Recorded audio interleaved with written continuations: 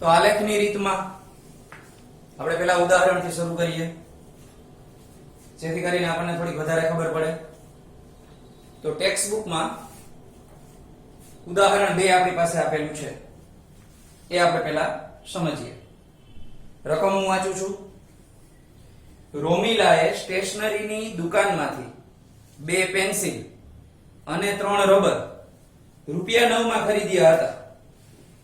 તો રકમ વાંચીએ ત્યારે જ આપણને ખબર પડી જાય કે આમાં પેન્સિલ અને રબર 2 ચલ આવ્યા એટલે દ્વિચલ સુરેખ સમીકરણ યુગ્મનો દાખલો છે. તેની મિત્ર સોનાલી રોમિલા પાસેની પેન્સિલોથી નવીન પ્રકારની પેન્સિલો અને રબર જોયા અને તેણે પણ તેટલી જ કિંમતો વાળા 4 પેન્સિલ અને 6 રબર ₹18 માં ખરીદ્યા હતા. આ પરિસ્થિતિને બેઝિક રીતે અને આલેખની રીતે દર્શાવો. બેઝિક રીતે એટલે તો આપણે એને સમીકરણ સ્વરૂપે દર્શાવીએ એને બેઝિક રીત કહેવાય. અને આલેખ આપણે હમણાં દોરતા શીખશું, જે 9મા માં પણ આપણે થોડું ઘણું શીખી ગયા છીએ. તો રકમ તમારી પાસે છે પેજ નંબર 36 ઉપર. અત્યારે હું સીધું જ સમીકરણ બનાવું છું ધારણા કરીને, એટલે તમને ખ્યાલ આવે કેવી રીતે દાખલો થઈ શકે. તો આપણને આમાં 2 ચલ કયા દેખાણા? 2 ચલ આપણને બતાવણા પેન્સિલની કિંમત અને રબરની કિંમત. આપણે એક પેન્સિલની જ કિંમત ધારવાની છે. તો સૌથી પહેલા આપણે લખી શકાય કે ધારો કે એક પેન્સિલની કિંમત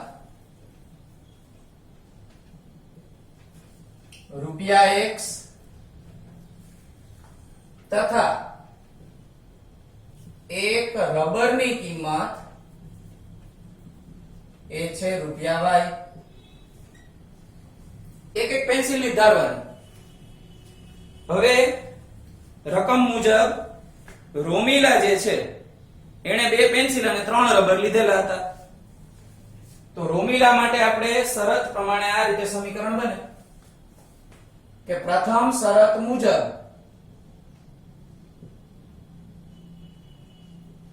આ પ્રથમ શરત કોની હતી? રોમિલાની. પ્રથમ શરત મુજબ એણે લીધા છે 2 પેન્સિલ અને 3 રબર. તો 2x + 3y = 9. આ પહેલું સમીકરણ બન્યું. હવે આપણે બીજી શરત જોઈએ. તો બીજી શરતમાં સોનાલી છે. તો આની જેમ હું લખું કે બીજી શરત મુજબ આ છે સોનાલી માટે.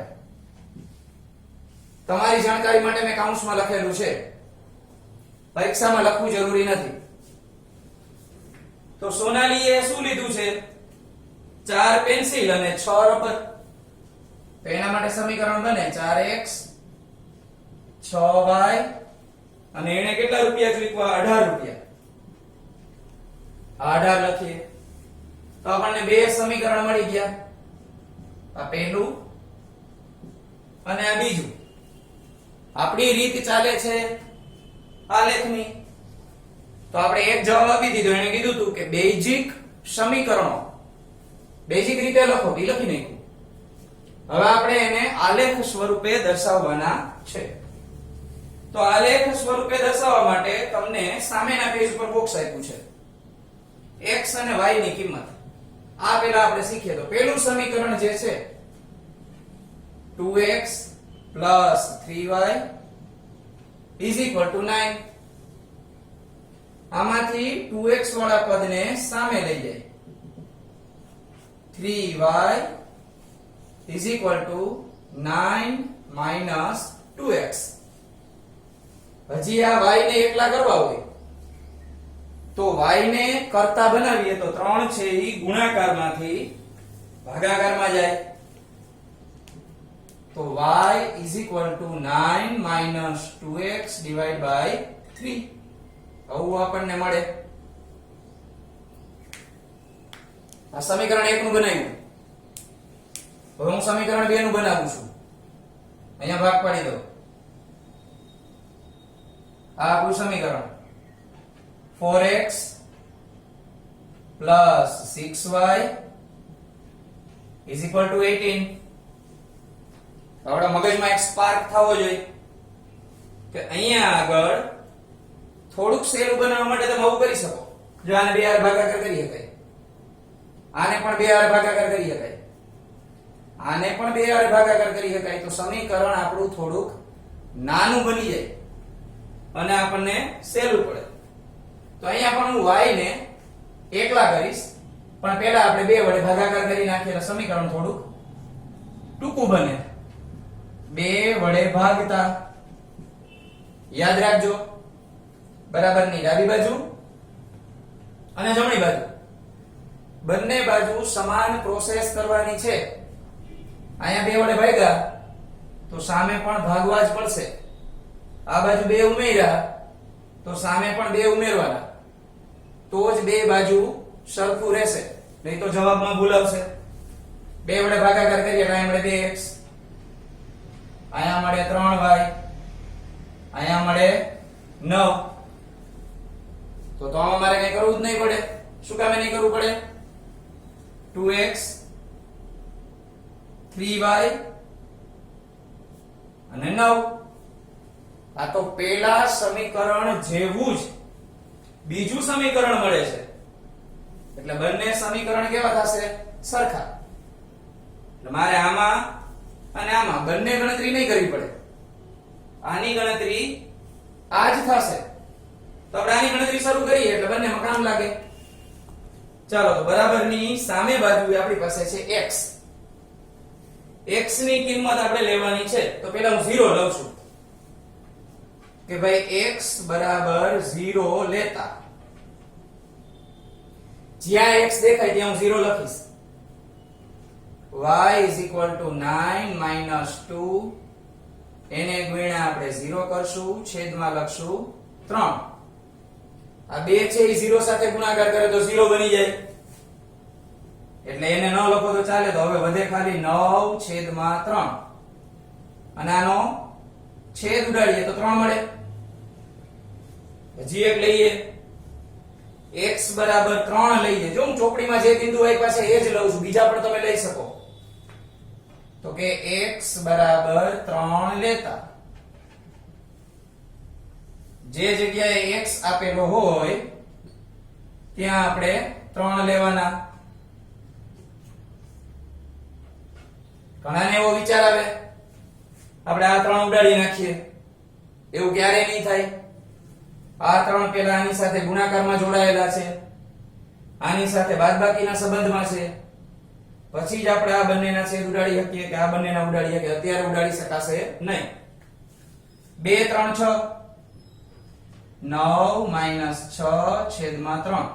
9 માંથી 6 જાય તો 3 વધે, અને 3 એકા 3 એટલે 1 મળે, 0 નહીં. ઘણા એવું વિચાર 3 3 ઉડી જાય 0. 3 એકા 3. તો આપણું બોક્સ કઈ રીતે બનશે? એક જ બોક્સ બનાવવાનું હતું. અહીંયા હું બોક્સ બનાવી નાખું. x અને y, તો આ x અને y. x બરાબર 0 લીધા તો y બરાબર 3 મળ્યા. x બરાબર 3 લીધા તો y બરાબર 1 મળ્યા. તો તમારી પાસે જે ટેક્સ્ટ બુકમાં છે એ આ સાઈડની ગણતરી જ આપીશ મેં ખાલી. આ એને બીજી ગણતરી કરી છે એ મેં લીધી નથી, કારણ કે આપણે બંને સમીકરણ છે એ કેવા છે? એક જ છે. તો હવે આપણે આલેખ દોરવાની શરૂઆત કરીએ, x અક્ષ ને y અક્ષ વાળો.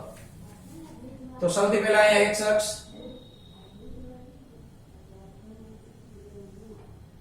આ x અક્ષ અને x ડેશ, એવી રીતે અહીંયા y અને y ડેશ,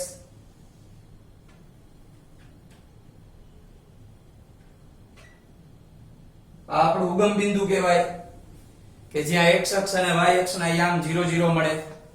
આવું 1 માર્કમાં પૂછી શકે. કે x અક્ષ અને y અક્ષ છેદે ત્યાં કયું આલેખન બિંદુ મળે અથવા ઉગમ બિંદુના યામ જણાવો તો 0 0 લખવાના. મેં તમને આની પહેલા ચરણની વાત કરી હતી, એ પણ આપણને 1 માર્કમાં પૂછી શકે. શરૂઆત કરીએ આપણે. આલેખન કરતા પહેલા આપણે જોઈ લઈએ કે અહીંયા x માં આપણે 3 સુધી જવાનું છે, y માં પણ +3 સુધી જવાનું છે, માઈનસ ની કઈ જરૂર નથી. તો આપણી પાસે આલેખ બુક હશે તો એકદમ એક્ઝેક્ટ આલેખ થશે, કારણ કે એમાં બોક્સ છે એ ઓલરેડી દોરેલા જ આવ્યા હોય. અહીંયા આપણે ટ્રાય કરશું સરખા અંતરે માપ લેવાની. તો આ 1 2 3 અને 4, એકાદું વધારે કરીએ ઉપરની બાજુએ. 1 2 3 અને 4. આલેખન શરૂ કરીએ. x માં 0, આ x અક્ષ એમાં 0, y માં 3, y અક્ષ ઉપર 3, તો આ બિંદુ અહીંયા આવશે પેલું. બીજું બિંદુ 3 અને 1, x માં 3, y માં 1, બંને આ સાઈડ ભેગા થશે તો આ બીજું બિંદુ અહીંયા મળ્યું. બંનેને જોડી દઈએ.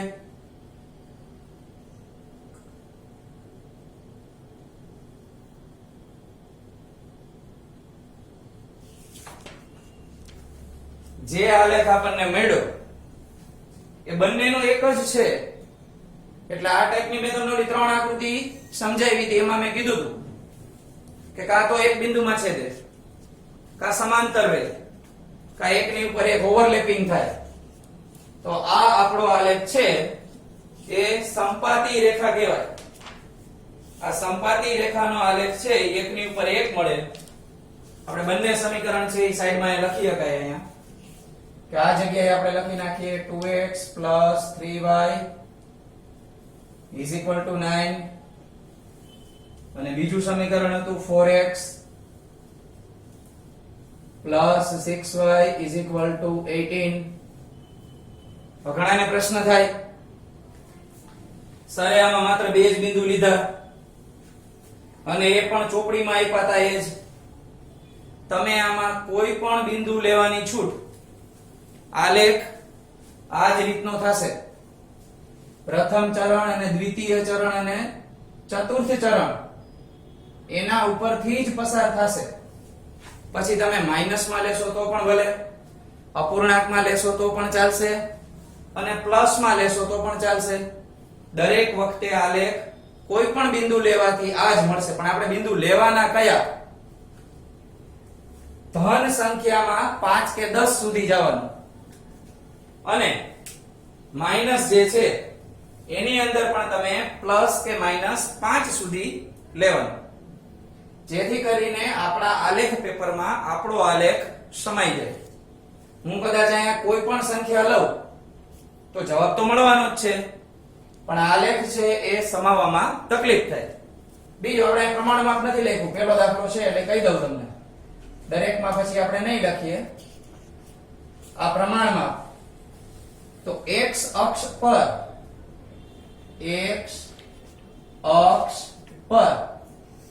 1 સેમી બરાબર મેં 1 એકમ લીધા છે, અને y અક્ષ પર 1 સેમી બરાબર 1 એકમ લીધેલ છે. આ ખાસ ધ્યાન રાખજો, તમારે આની અંદર કાંઈ પણ વસ્તુ ભૂલાવી ના જોઈએ. હવે ઉદાહરણ 2 લઈએ આપણે. ઉદાહરણ 2 ની 3 બે તો આપણે કર્યું. પહેલા ઉદાહરણમાં કઈ એટલી બધી સમજૂતી કે આલેખ છે ને એટલે આપણે નથી લીધું. તો ઉદાહરણ 3 રકમ વાંચું છું, પેજ નંબર છે 37. ઉદાહરણ 3 માટે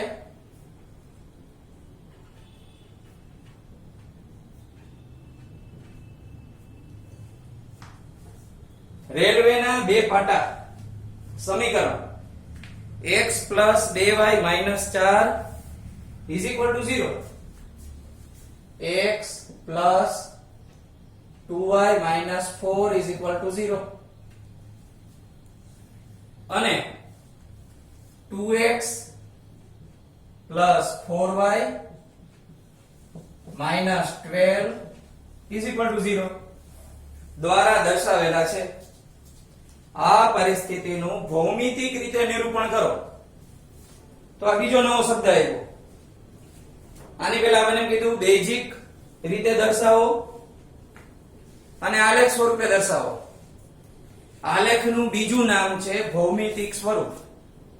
એટલે એ પણ યાદ રાખવું, કઈ નવું નથી. ભૌમિતિક સ્વરૂપ પૂછે એટલે આપણે આલેખ દોરવાનો થાય. તો આની શરૂઆત કરીએ.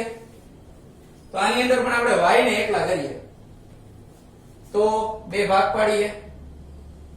આગલા દાખલાની જેમ જોઈ લઈ, સંપાતી રેખા તો થશે જ નહીં, કારણ કે રેલવેના પાટા થોડા એકની ઉપર એક હોય, એ તો બાજુમાં પેરેલલ જતા હોય, સમાંતર હોય.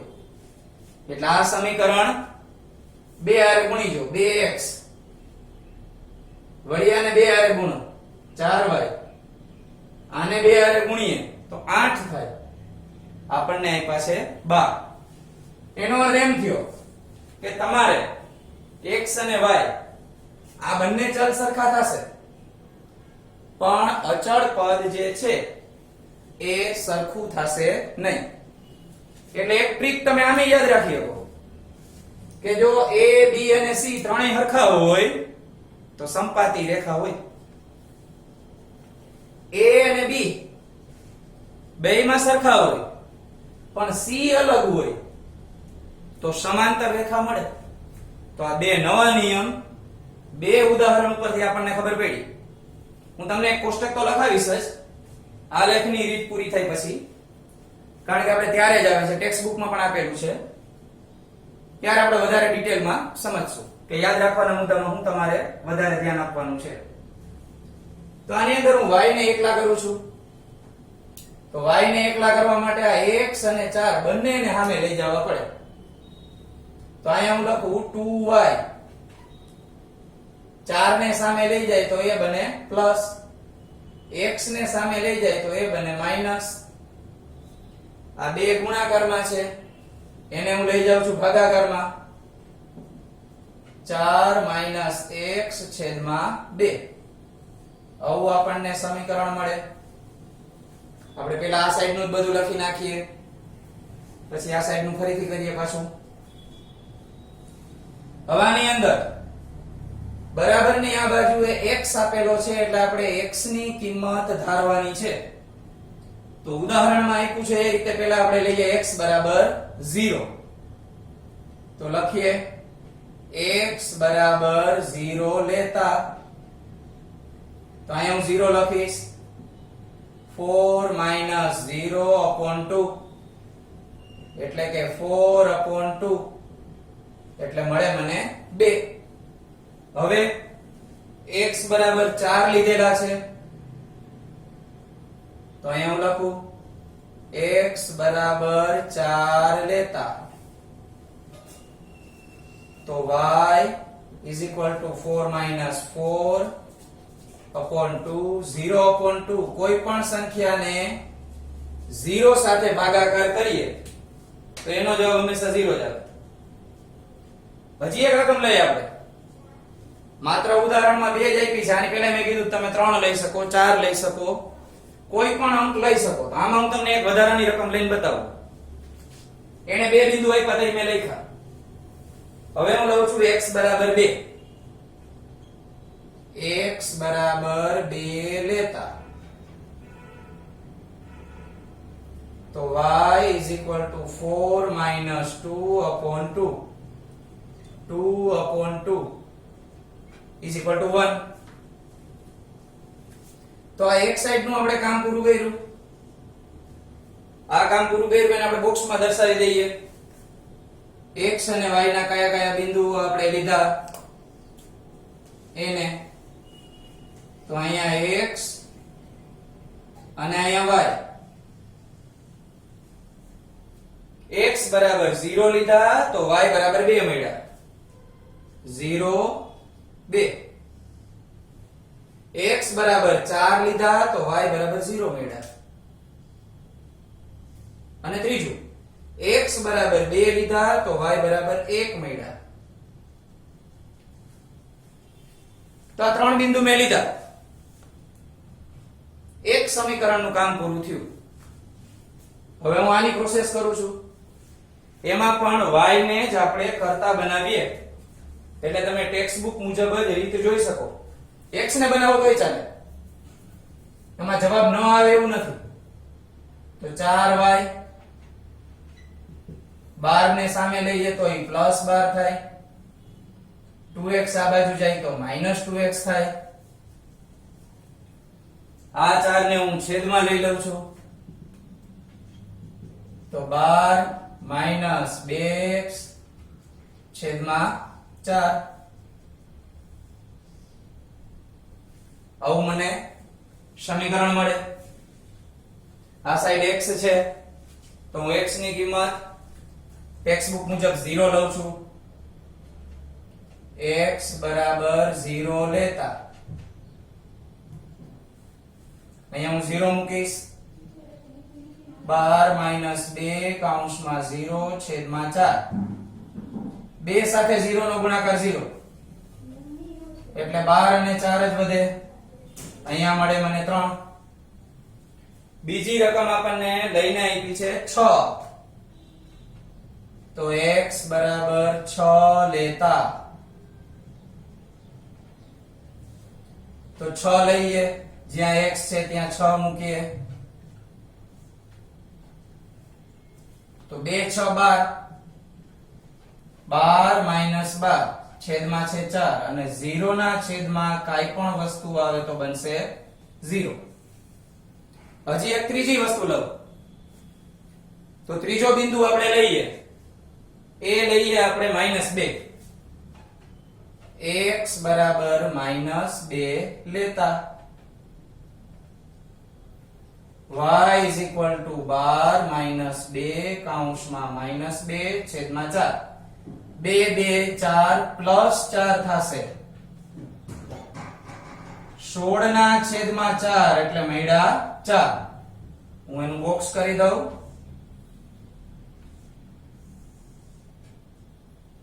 આ x અને y, x માં 0 લીધા તો y માં 3 મળ્યા, x માં 6 લીધા તો y માં 0 મળ્યા,